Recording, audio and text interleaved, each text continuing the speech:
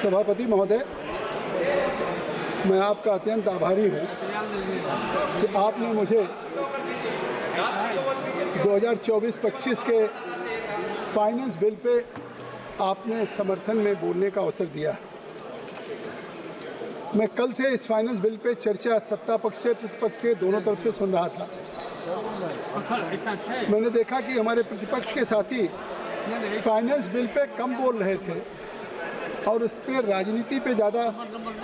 आखिर हम जब बजट को पारित कर चुके, बिल ऑफ एप्रोप्रिएशन विनियोग विधेयक को पारित कर चुके, उसके बाद अगर आज हम फाइनेंस बिल को पे चर्चा कर रहे हैं तो आखिर 2024-25 का जो बजट हमने पारित किया है, अब उसके बाद अगर भारत के प्रधानमंत्री श्री नरेंद्र मोदी जी ने या हमारे वित्त मंत्री निर्मला सीतारमण जी ने जो उन्होंने इस फाइनेंस बिल पे हम जब चर्चा करेंगे तो स्वाभाविक है कि 2024-25 के बजट को प्रस्तुत करते हुए हमारी फाइनेंस मिनिस्टर ने कहा था कि हमारे बजट का जो फोकस होगा उसकी 9 प्राथमिकताएं होंगी, क्योंकि प्रधानमंत्री जी ने स्वयं कहा था कि इस देश में 4 वर्ग है, 4 जातियां हैं, चाहे वो युवा हो, महिला हो, हमारे किसान और गरीब।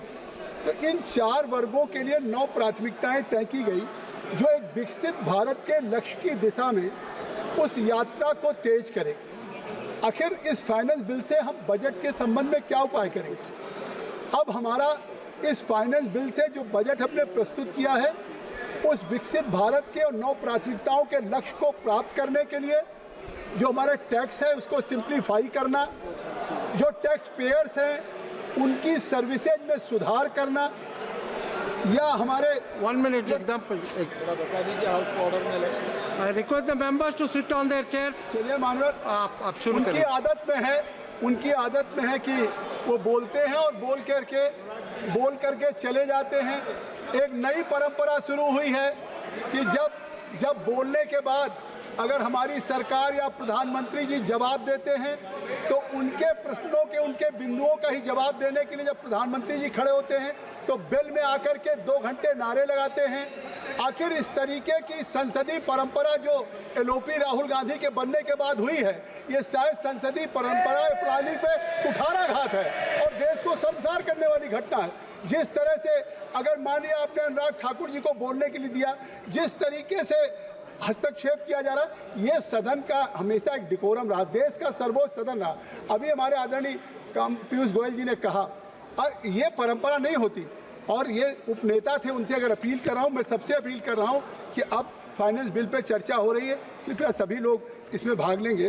तो जैसा मैं कह रहा था कि इस फाइनेंस बिल का मकसद केवल ये है कि जो हमने बजट प्रस्तुत किया है 9 प्राथमिकताओं के लक्ष्य को प्राप्त करने के लिए, जो विकसित भारत का प्रधानमंत्री और हमारी सरकार का संकल्प है उसको प्राप्त करने के लिए हम इस फाइनेंस बिल के माध्यम से 2024-25 का क्या होगा, टैक्स स्ट्रक्चर क्या होगा, टैक्स का सिंप्लीफिकेशन किस तरीके से होगा, टैक्स पेयर्स के सर्विसेज में किस तरीके से सुधार होगा, या जो अननेसेसरी कोई लिटिगेशंस होते हैं उन लिटिगेशंस को कैसे कम किया जाए, ये लगातार प्रयास करके और टैक्स पेयर्स को उनके प्रयासों को अच्छी तरीके से प्राप्त किया जाए। मैं इसमें आज कहना चाहता हूं मानवर कि कितना बड़ा अचीवमेंट है कि आज हम जब simplification of taxation in taxation की बात करते हैं, आज इस फाइनेंस बिल पे जो चर्चा हो रही है इसमें जो टैक्सेशन के सिस्टम की रूपरेखा है, आज 2022 और 23 में जो टैक्सेशन सिस्टम था उसकी तुलना में ये बजट 58% टैक्सेशन सिस्टम को सिंप्लीफाई करेगा, जो अपने आप में एक ऐतिहासिक कदम होगा कि 58% का एक सिंप्लीफिकेशन होने जा रहा है। और ये जो 22-23 के कॉरपोरेट कर या 58% जो सरलीकृत हो रहा है, ये उपलब्ध आंकड़ों के अनुसार पिछली वित्तीय वर्ष में 2 तिहाई से अधिक जो टैक्स पेयर हैं उनकी जो नई अपनी एक पर्सनल टैक्स की जो स्कीम आई है उसका जो विकल्प चुना था। और ये 2024-25 को लेकर के केंद्रीय बजट में जो भारत का एक वित्तीय परिदृश्य है उसको बढ़ाने के उद्देश्य से कई महत्वपूर्ण बदलाव पेश किए गए। इसमें प्रमुख रूप से जो हाइलाइट्स है टैक्स स्लैब में संशोधन किया गया है वेतन भोगी कर्मचारियों के लिए। ये शायद पहली बार हुआ होगा कि आज इस बजट में और जो भविष्य में 24-25 में हम इस फाइनेंस बिल पे चर्चा कर रहे हैं, देश के वेतन भोगी कर्मचारियों को महत्वपूर्ण लाभ प्रदान करने के लिए जो नई कर व्यवस्था लगी है या उसकी जो संरचना हुई है उसको संशोधित किया गया है। और अब सभी वेतन भोगी हमारे जो देश के कर्मचारी हैं उनको 17,500 का लाभ होगा। ये अपने आप में निश्चित तौर से एक बड़ा कदम है जो सरकार ने उठाया। और इस संशोधन का उद्देश्य जो है, ये जो मध्यम वर्ग के लोग हैं उनके लिए जो प्रणाली है, जो हमारा टैक्स का सिस्टम है, उसके लिए उनको उपयोगी बनाना, उनके लिए अनुकूल बनाना और इसका अनुपालन करके करदाताओं पे वित्तीय बोझ कम हो, इस तरीके की रचना की गई है और यही इसके अमेंडमेंट का है। और इससे उद्देश्य का परिणाम होगा कि व्यवस्था भी सरल होगा। जो वेतन भोगी कर्मचारी हैं, वेतन भोगी के साथ पेंशन भोगियों को भी काफ़ी राहत दिया गया, जिसको मैं अभी आपसे कहूँगा। तो इस तरीके से डिस्पोजल आय वालों को भी बढ़ाना, देश की समग्र आर्थिक इकाई को भी लाभ पहुँचाना।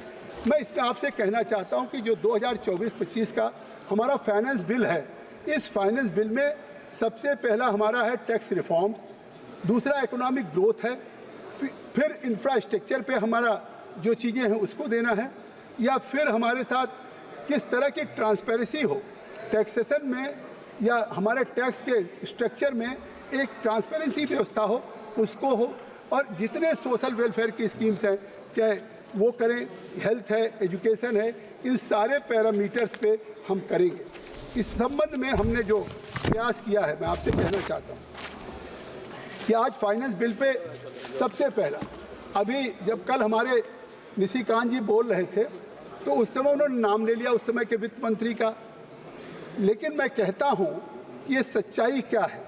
सच्चाई आखिर अगर इनकम टैक्स एक्ट में सबसे पहले जो इनकम टैक्स एक्ट 1961 का था, उसके सेक्शन 56(2) में किस सन में एंजल टैक्स लगा और उस एंजल टैक्स का क्या परिणाम हुआ, उस परिणाम पर सरकार ने फिर क्या कदम उठाए थे, इसकी चर्चा तो सदन में होगी। और उस एंजल टैक्स लगने से क्या हुआ कि जो भी स्टार्टअप था और स्टार्टअप में कोई युवा रहा, आज प्रधानमंत्री जी ने यह फैसला ऐतिहासिक एंजल टैक्स को खत्म नहीं किया है, देश के युवाओं के स्टार्टअप, एम्प्लॉयमेंट, निवेश, इसको बड़ी राहत मिली है और देश को फायदा मिलेगा। मैं आपसे कहना चाहता हूँ इसलिए कि आज जब उस इनकम टैक्स एक्ट के 1961 के सेक्शन 56(2) में 2012 में जब सरकार थी उनकी, कौन वित्त मंत्री था मैं इसकी चर्चा नहीं करता हूँ, लेकिन एक एंजल टैक्स लगा, देवदूत टैक्स। क्या लगा कि अगर कोई स्टार्टअप करेगा, कोई युवा उद्यमी कोई निवेश करेगा तो वो मार्केट से या हमारे फाइनेंशियल इंस्टीट्यूशन से या बैंक से कोई भी जो स्टार्टअप के लिए पूंजी लेगा उसमें उसको एंजल टैक्स 30% देना पड़ेगा। उसका नतीजा क्या हुआ, एमएसपी, सारी देश की एमएसपी सेक्टर जिस तरह क्राइसिस में हो गई।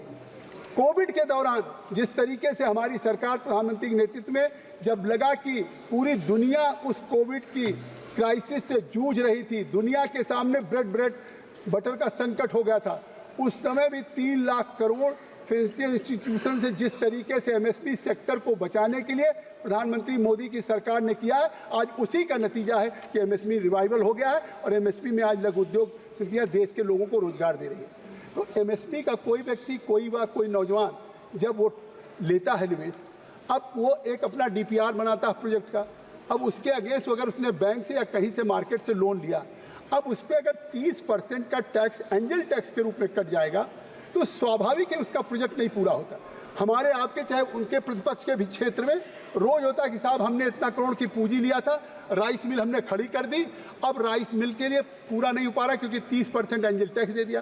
अब अगर उसने अपनी घर की पूंजी लगा करके राइस मिल लगा दी तो उसके पास वर्किंग कैपिटल नहीं है कि वो धान खरीद सके किसानों से और खरीद करके वो फिर चावल बना करके बेच सके। अब एक नौजवान ने लोन ले लिया, बैंक का ईएमआई चलने लगा, और उसके एंजल टैक्स के कारण वो प्रोजेक्ट नहीं पूरा हुआ, वर्किंग कैपिटल नहीं है। आज ये एंजल टैक्स नहीं हटा है, इस देश के युवा उद्यमियों का स्टार्टअप सफल होगा और वो वर्किंग कैपिटल भी उनको मिलेगा और उनका प्रोजेक्ट भी पूरा होगा। आज इस एंजल टैक्स के समाप्त करने से ये लाभ हुआ। तो स्वाभाविक है कि आज ये इतना बड़ा कदम उठाया गया है। उस एंजल टैक्स पे भी बात की जा रही है, जबकि 30% लग रहा था, जो किसी भी स्टार्टअप के लिए ठीक नहीं था। और आज जिस तरीके से हमारी सरकार ने कहा हम थर्ड इकोनॉमी बनाएंगे, तो आखिर थर्ड इकोनॉमी अपने आप बनती है। 10 साल पहले हम 11वें पायदान पे खड़े थे, दुनिया के 11वें पायदान पे खड़े थे। आज उस अर्थव्यवस्था में 10 वर्षों में कोविड की क्राइसिस भी आई, जब सारे जगह निवेश घटने लगा। हमारे मूवर जो कांग्रेस पार्टी के थे, श्री अमर सिंह जी हमारे दोस्त हैं, उन्होंने कहा कि एफडीआई नहीं आ रही है, एफडीआई डिक्रीज हो रही है, एफडीआई का निवेश नहीं हो रहा। मैं उसको आगे बताऊंगा। या हमारे जिस तरीके से तृणमूल कांग्रेस की हमारी बहन ने कहा, तो आज एफडीआई आती है। आज जिस तरीके से उस क्राइसिस में हम 11वें पायदान से 5वें पायदान पे हम पहुँचे, आज ये अगर दुनिया की टॉप 5 इकोनॉमी में, जिस समय हमको 2014 में प्रधानमंत्री मोदी जी प्रधानमंत्री बने थे, तो उस समय इसी पार्लियामेंट में डिस्कस होता था, हम लोग सदस्य थे, कि आज भारत की टॉप 5 फ्रेजाइल इकोनॉमी की चर्चा होती थी, कि भारत की इकोनॉमी टॉप में नहीं, फ्रेजाइल मतलब कि चरमराती हुई, टूटती हुई अर्थव्यवस्था थी। और यहाँ के लोग अपना पूंजी निवेश जो लगा रखा था, वो भी अपना विड्रॉ करके दुनिया, अभी तो मेरा शुरू हुआ है सभापति जी, अब कृपा करिए, तो वो टॉप 5 फ्रेजाइल से वो टॉप 5 इकोनॉमी में आया है। मैं इसके लिए भी बधाई दूंगा अपने सरकार के उस प्रयास को। और यही नहीं रुकने वाले, 2027 में हम इसको दुनिया की टॉप 3rd इकोनॉमी बनाएंगे। इसी तरह के फैसलों से, जब हम टैक्स रिफॉर्म से लेकर के एंजल टैक्स को ख़त्म कर रहे हैं, तब उस तरीके से बनाएंगे। मैं आपसे कहना चाहता हूँ कि आज हमारी अमर सिंह साहब ने कहा कि साहब ये उनका है कि says about the FDI, he said the FDI in India is low in last few years, but the actual figure of the FDI I want to show. Ma'am आप देखें कि 2004 से 14 तक एफडीआई कितनी थी, $408.79 बिलियन भारत में थी जब कांग्रेस यूपीए की सरकार थी। और $408.79 बिलियन जो 2004 से 14 तक हमारे पास एफडीआई थी, आज नरेंद्र मोदी की सरकार में 408 से बढ़ के $667.410 बिलियन हो गई है। ये देश की एफडीआई है। और एफडीआई की जिस तरीके से आ रहा है, मैं उसके भी संबंध में कहना चाहता हूँ कि एफडीआई किस तरीके से आ रही है। आज एफडीआई, जब कोविड था उस समय भी जब पूरी दुनिया में एफडीआई कम हो रहा था, मैं आपसे कहना चाहता हूँ कि भारत में उस समय भी 13%। आप याद करिए, जब चाइना के वुहान से कोविड के वायरस ने पूरी दुनिया को अपने आगोश में ले लिया था, उस समय लोग चाइना से निकलने लगे। तब उन्होंने जापान को नहीं चुना, कोरिया नहीं चुना, उन्होंने यूरोप को नहीं चुना, सबसे ज़्यादा एफडीआई इंडिया में आने लगा। और उस समय भारत में ये रिकॉर्ड है कि 13% एफडीआई आई, चाइना में केवल 4%, इंग्लैंड में 100% एफडीआई कम हुई। ये स्थिति एफडीआई की थी। और आज पूरे दुनिया के इन्वेस्टर्स में विश्वास है, इसलिए कि दावोस के आर्थिक सम्मेलन में अगर भारत के प्रधानमंत्री ने कहा कि भारत सबसे सुरक्षित है निवेश के लिए, भारत में सुरक्षा भी है, भारत में निवेश करने का अवसर भी है, और आज पूरे दुनिया के लोगों को विश्वास हुआ है। और आज उसी के कारण दुनिया में सबसे फेवरेट डेस्टिनेशन एफडीआई का भारत बना है नरेंद्र मोदी के नेतृत्व की सरकार। अरे 5 मिनट और दे दीजिए जरा थोड़ा। आज आप देखें कि हमने टीडीएस में किस तरीके से कम किया। एक ही बिंदु कहूंगा मैं, पूरे फाइनेंस बिल पे नहीं कहूंगा। आज टीडीएस जो टैक्स डिडक्शन, माननीय सदस्य से मैं आग्रह कर रही हूँ, टैक्स डिडक्शन, माननीय सदस्य प्लीज, माननीय सदस्य, अच्छा 2 मिनट दे दें। मतलब आज अभी तक ऑनलाइन की कोई खरीदारी होती थी, इंश्योरेंस पे, लॉटरी पे, हाउस रेंट पे, आज टीडीएस 5% कटता था। इसमें कितना बड़ा एक बैरियर था। और आप देखें, मैं जल्दी कह देता हूं कि टीडीएस में सेक्शन 194D में payment of insurance commission in case of other than company, जो आज तक 5% TDS कट रहा था उसको इस बार 2% TDS में किया है। मैं इसके लिए भी सरकार को बधाई दूंगा। सेक्शन 194 DA में payment in respect of life insurance policy, we are all affected, we are all related with the life insurance policy. अब 5% इसका TDS था, अब 2% हो गया, मैं इसके लिए भी बधाई देता हूँ। Commission on sale of lottery tickets, इसके लिए 5% TDS था, 2% हुआ। Section 194H payment of commission on brokerage of, ये भी 5% था। इसी तरीके से TDS आपका payment of rent by creation individuals are any house urban financial, इस पर भी 5% था, 2% हुआ। Payment on certain sums by certain individuals, ये भी हाउस अर्बन फाइनेंशियल 5% से 2% हुआ।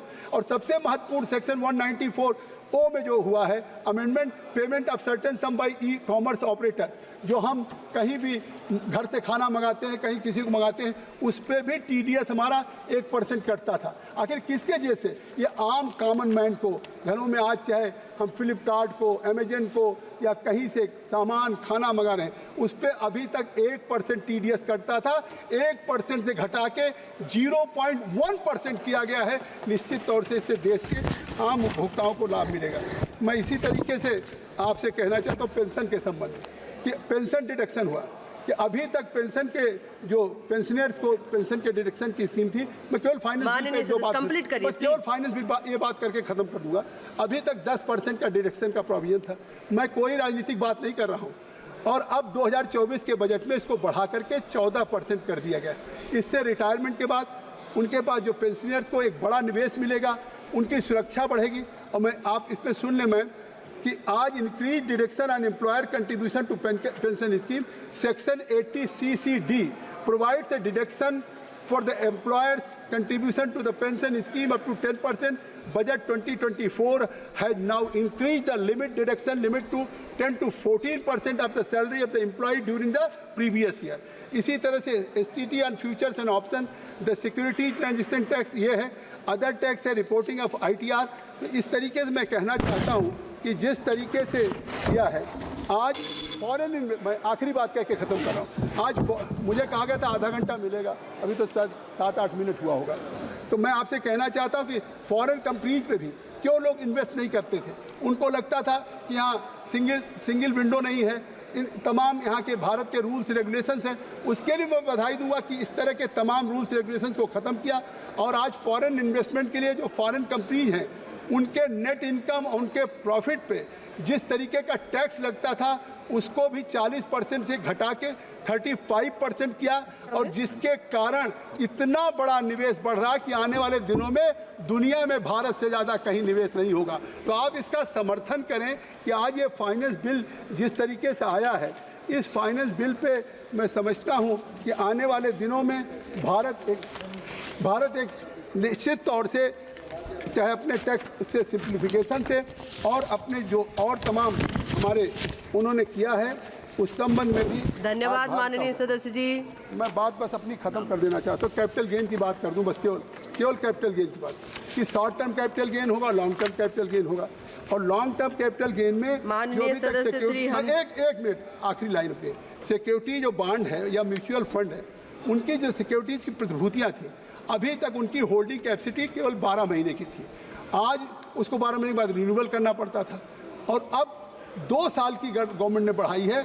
उससे इतना बड़ा फ़ायदा होगा कि हमारे उन लोगों को इस लॉन्ग टर्म कैपिटल गेन में, और दूसरी बात निम्न मध्यम वर्ग के लोग लाभ होगा कि अब वो जो लॉन्ग टर्म कैपिटल गेन है उसमें 12 महीने से 24 महीने बढ़ाने के बाद 1 लाख रुपए की जगह पे 1.25 लाख का लाभ मिलेगा।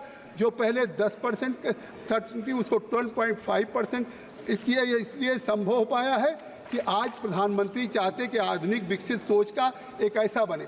आज जब डिजिटल इंडिया की बात करते थे, आज ये सारी चीज़ें जो हमको मिला है, इसलिए कि जिस तरह से डिजिटल ट्रांसफर हो रहा है, जिस तरह डिजिटल माध्यम से इन कामों को हम कर रहे हैं, न ब्रोकर के पास जाना पड़ता था, नहीं ब्रोकर भी पैसा लेता था और सारी चीज़ें लेता था, चाहे LIC हो, चाहे शेयर मार्केट हो, SBI हो।